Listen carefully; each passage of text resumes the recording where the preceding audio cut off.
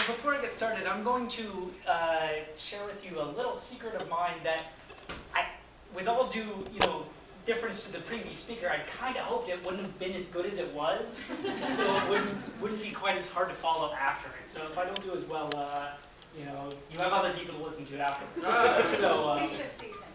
Yeah. Well, so before I get started talking about Pluto, I'm going to tell you how I ended up here tonight, and begin with a little bit of the dangers of technology, as it were, and you'll see how this leads into everything. So while they were arranging this meeting that we're all here for, Bob Abel, who's from around here, from what I gather, was arranging all of this stuff to happen, and sent out an email to everybody and said, hey, we're arranging this thing, everybody, can you please volunteer for, giving a talk on some topic, and you can pick up whatever you want to talk about. And I pulled out my phone, and I looked at it, and I said, that seems interesting, but, I'm still pretty new, and, talking in front of a lot of people, and I don't know. Maybe I'll wait till next year at another conference and everything like that. And so I stick my phone back in my pocket, and I go throughout the day, doing whatever. Well, unbeknownst to me, while in my pocket, my phone unlocks and starts typing in random characters and emails it out to the entire body of all astronomers in this workshop. And so later that day, I pick up my phone and I open it up and I see I have an email from Bob arranging this, and I look at it and it simply says, "That's about the most cryptic response I've ever heard. Is that a positive SMPQR blah blah blah blah, or a negative SMPQR blah blah blah blah blah?" Needless to say, I was so embarrassed that this happened that I immediately said, well, I guess I have to do this. Sure, I'll give a talk. And as a side note, it kind of became almost a little urban legend where everybody I knew emailed me being like, what is SMPQR? Obviously it had some deeper meaning behind it. So that leads us into a little bit of New Horizons, this spacecraft that went to Pluto and did all these amazing things. And this is a huge technological achievement, right? I mean, we sent something way, way, way out there. And it traveled for years and years and years to get there. So this thing launched in 2006. And, some of you younger ones here will be like, wow, 2006, that was so long ago. Other people are like, it's 2015 already? What? So, but if you think about it, in 2006, this is before the Chrome web browser debuted, which is the most popular web browser on the planet. This is before the iPhone came out that most people use. So, I mean, we're talking back in the dinosaur days of technology, right? So, and if you think about it, these people were using these dinosaur computers to program this, spacecraft to go fly off into the great unknown and make all these measurements.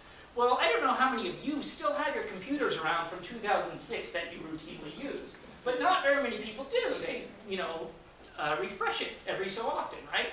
Well, it turns out with New Horizons, they've made all these wonderful computer programs and MATLAB code and all this great stuff to make their measurements, but they were smart enough to recognize that, in 10 years, we might not be able to use these computer programs because they will be out of date.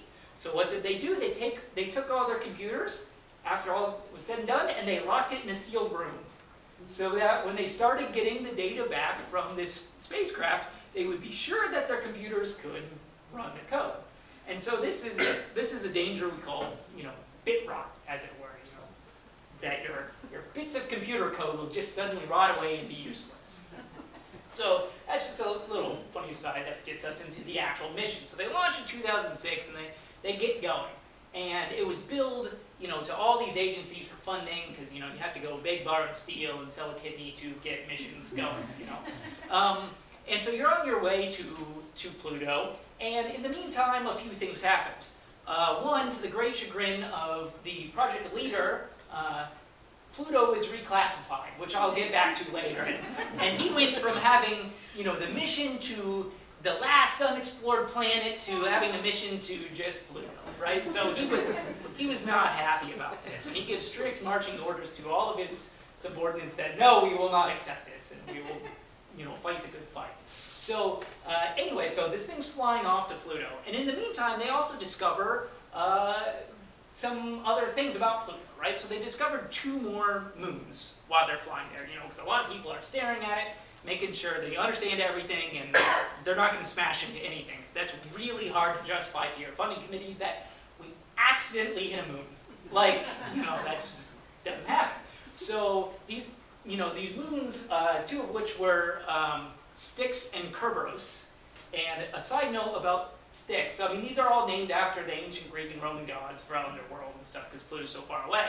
But the band Styx was, for you rock and roll fans, the band Styx was so honored that they share a name with this new moon of Pluto that during the New Horizons closest approach, they all decided to go and join the scientist staff in the viewing thing and participate in the festivities of everything. So that's a little side. So they're flying out to Pluto and they're discovering new things, but really they kept thinking that, okay, well, it's sort of the end of the solar system. We're going out there. That's sort of the end of things. We're tying up our loose ends in our theories of how the solar system forms, and what's this little thing out there, and we're going to go there and we're going to learn stuff, but that's sort of going to be nearing the end of what we are understanding of our own solar system. There's always more to do, but that'll be the big broad brush strokes of everything. And so they expected to find mostly a snowball, a primordial piece of ice and some dust and stuff that's been locked out there, super cold from the beginning of the solar system. And it's going to be mostly a snowball. They're going to see some haze from some gases melting and refreezing and stuff like that. But pretty much they thought they had it figured out, right? Well, that's the famous last words for anything, right? I don't care what field you're in. Once you think you have everything figured out, as we talked about in the previous, that's the nail in the coffin. You're just going to be wrong. And so they fly by Pluto, and what do they find? Well, not just a simple dusty little snowball. They find stuff with lots of colors and rich chemistry and giant mountains and surprisingly few craters on this. And so those two things are actually really big deals. And most people are like, well, okay, mountains and no craters. Why is that a big deal? Well, if you think about it, on Earth, how do we get mountains? We get mountains when plates crash into each other and then they stick up in the sky and whatnot. Well, why do they crash into each other? Well, we have volcanoes and we sit on top of lava and it spews out and pushes these big rocks around and they crash into each other. Well, Pluto doesn't have lava. Pluto's not warm. There's no plate tectonics on Pluto. How do you get these mountains to build up? And mind you, they know that these mountains aren't very old, because you can tell by the fact that there's no craters. And so you say, okay, well, how do you get these mountains? Well, I wish I had an answer for you, because I would have all these papers published, and I would have a long-term professor tenureship somewhere, but I don't know, and neither do they, and that's really exciting when you get to say, I don't know, there's more to discover.